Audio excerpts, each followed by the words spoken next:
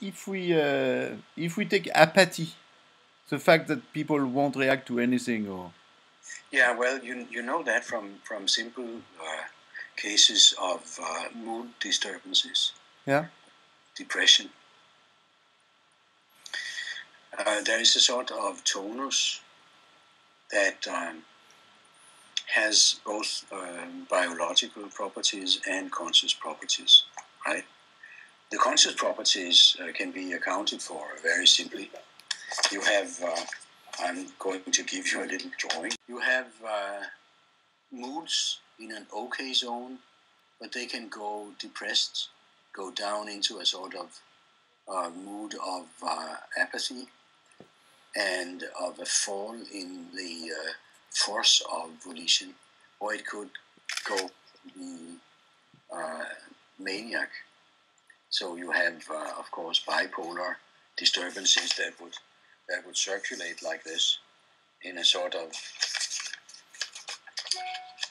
movement of metastability between hyper excitement and precise. Depression is itself a metaphor, right? Like pressed down. It's a sort of vertical thing. But euphoric states and dysphoric states are, of course, normal to have. The problem is that sometimes we stay in one of these states very long.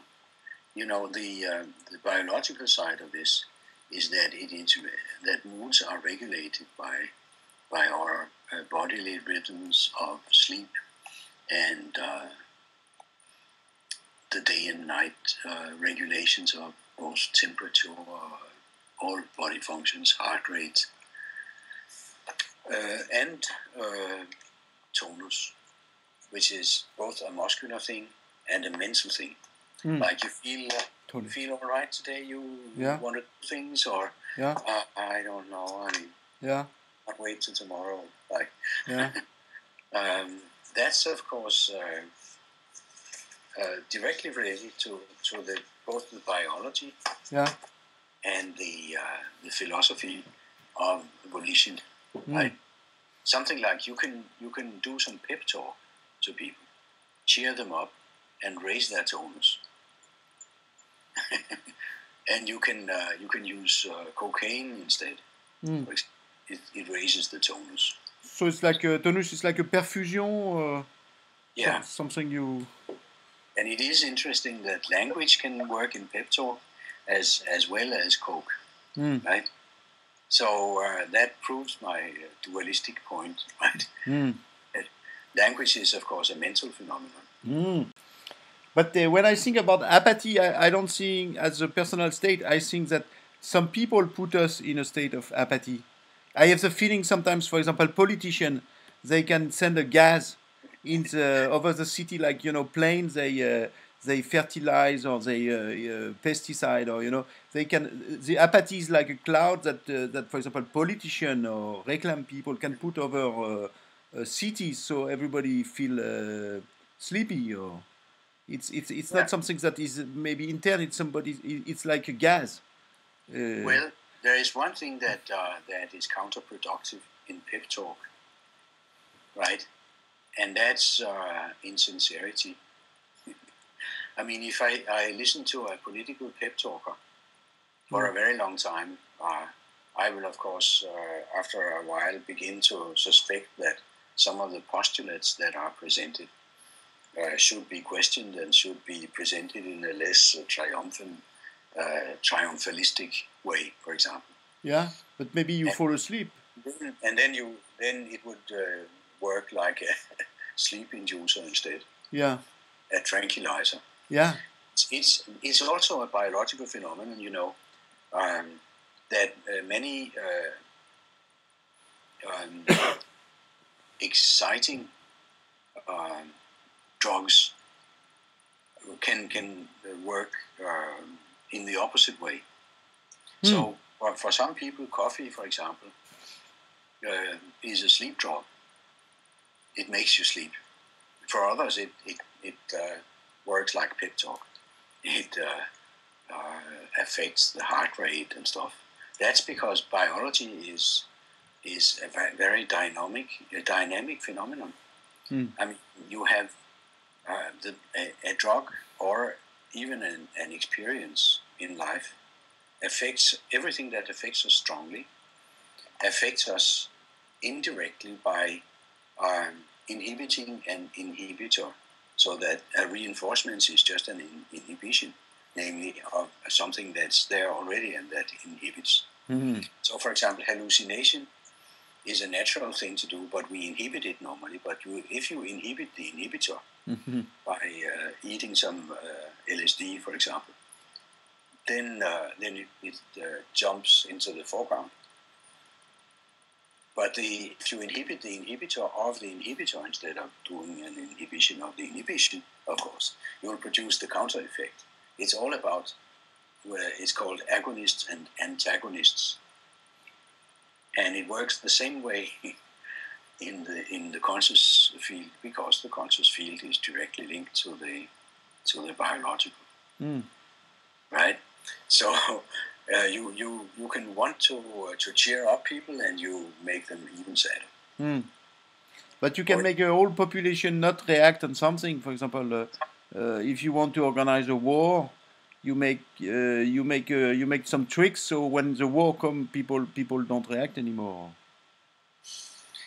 Yeah, you think that apathy can be produced, of course, by over bombardment of information, or yes. by propaganda. Yes, and then he affect people like sleeping pills, Yeah. and it works for there is no maybe some counter reaction, but very few. Mostly it works.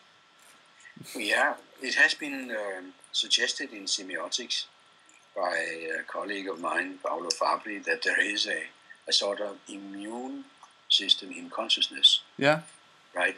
There are things that makes your mind immune, so you don't react to them. Yeah. Even if you want to react to them, you can't react to them anymore, because the immune system has rejected them. Yeah. Has fought the thing out. And that parts of rhetoric could be systems of a sort of conceptual immune regulation, in fact. And that's, of course, dangerous, because if we are immune to warnings that we should react to, but we don't, then very sad things can happen. And something like an over-bombardment with things, or I would say the use of language without a very sensitive connection to truth, is very dangerous. I'm thinking of the reports from old Eastern Germany, for example, where the official discourse was really a sleeping pill. And more than that, it was also a factor that made people feel that language cannot be used for anything truthful. So, for example, poetry went down because people felt that they couldn't even use language in order to say something deeply relevant at all. And that's, of course, damaging. It's invalidating. So, of course, a massive, and everything that is made for the masses is something that we are very sensitive to, because we human beings are sensitive to what other people are attentive to. So we attend to other people's attention. So it's different to look, to interact with a private Skype like we are doing right now, and to interact in a program looked upon by 5 million people, for example, as this presidential debate, for example. To look at something that is given to many people determines our mind to take it in very heavily, to in a sense to copy it into our memory. more uncritically than if we had a less energetic mass investment in it. Because people want to think about what other people think about and want to talk about what other people talk about. It's social cognition, right? That is a biological function that we should be aware of, right?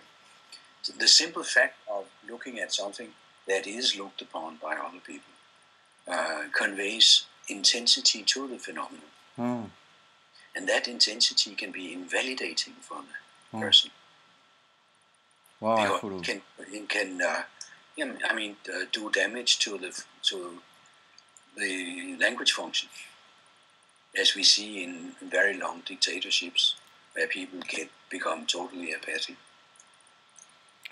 It's also maybe I'm thinking about the scene. Once I went to see a James Bond in a cinema, and they tortured James Bond, which is played by a Danish actor. I don't remember his name.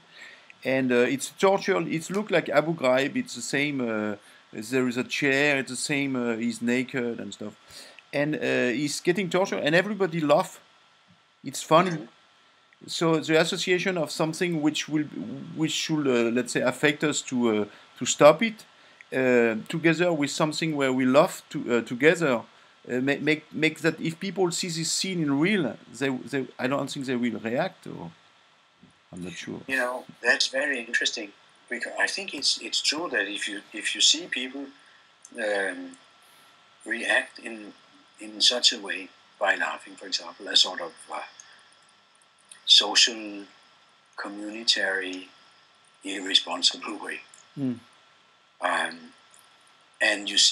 and it occurs in an emission in a program that is seen by many people, then you would feel that the intensity of the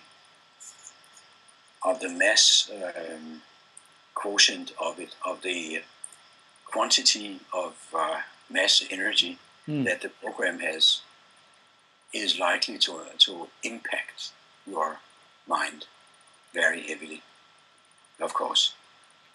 And in order to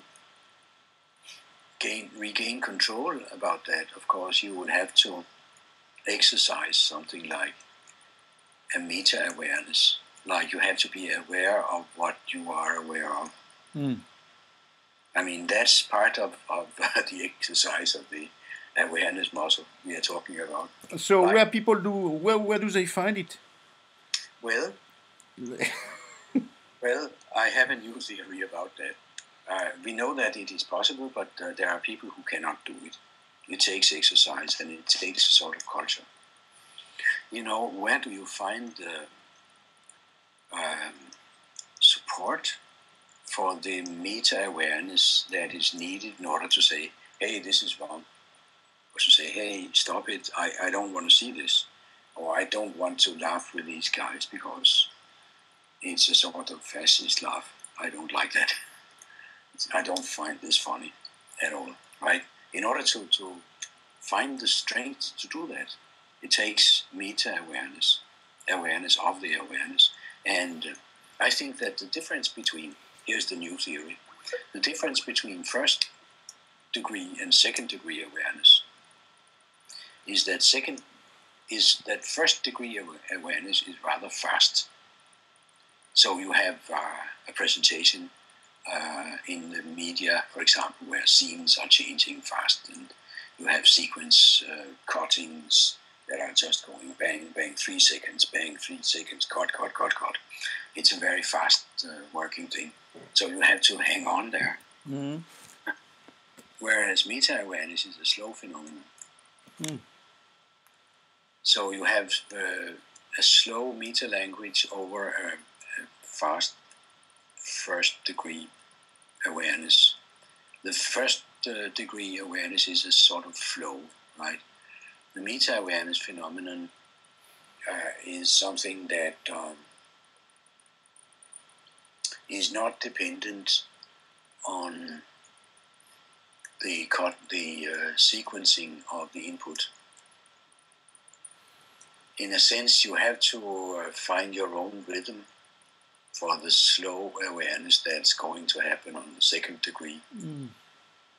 For example, listen to your breathing while you are looking at the input from the media. For example, the Apathy laughter sequence.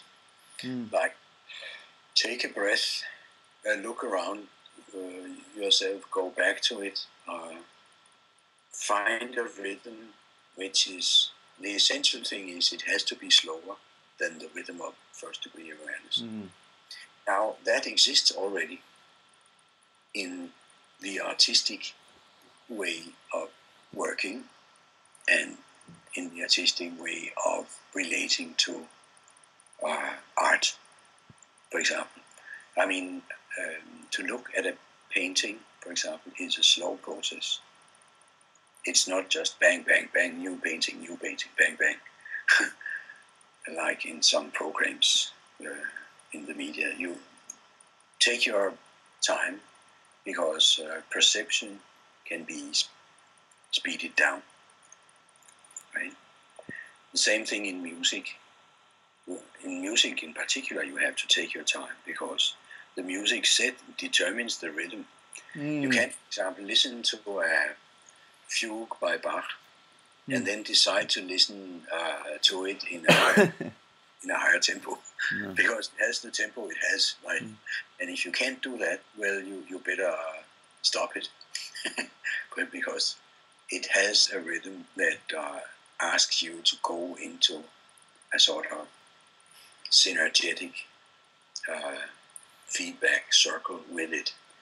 So it has to talk to your body and put the consciousness into its own rhythm. There is rhythm in most art, I would argue, not only in music. And you have to attune to that, which is essentially to slow down. And that slow down produces meta attitudes of the mind. Art is an example of that. Then other people just do it. I mean, some philosophers do that from birth and sometimes suffer from it. I imagine that someone like Wittgenstein, for example, was suffering from meta-awareness heavily in all his life. Found out that the only thing he could do with it would be to do some sort of philosophy. Right? Because otherwise he would just be suffering. And of course, some philosophy was really. But it can be trained, and it is trained. I mean, the fact of working in some field of art makes this happen to the mind. So it is critical training. So to be critical for our consciousness, what is that? In fact, to be able to say no, to find your force of negation, right? Force. Yeah. Force de negation. To find that in yourself somewhere, you have to go into a rhythm of meta-awareness. And that's what's happening in, for example, situations where you decide to watch a program in the media together with other people. So you are now aware of these people's being aware of the program, which is making it easier to be critical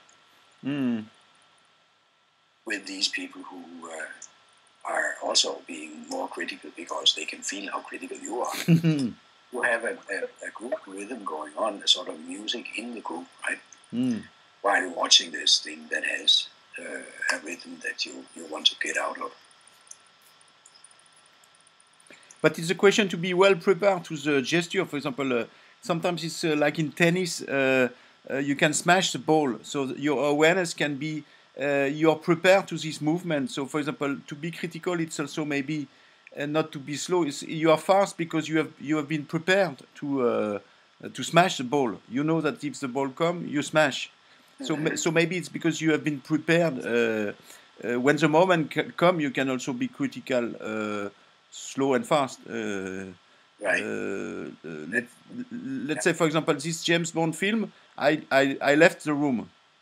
Yeah, that's the only thing to do. I was prepared because I recognize this torture picture, and in a way I was prepared. You know, I've been thinking about this thing. So when the moment came, I was prepared.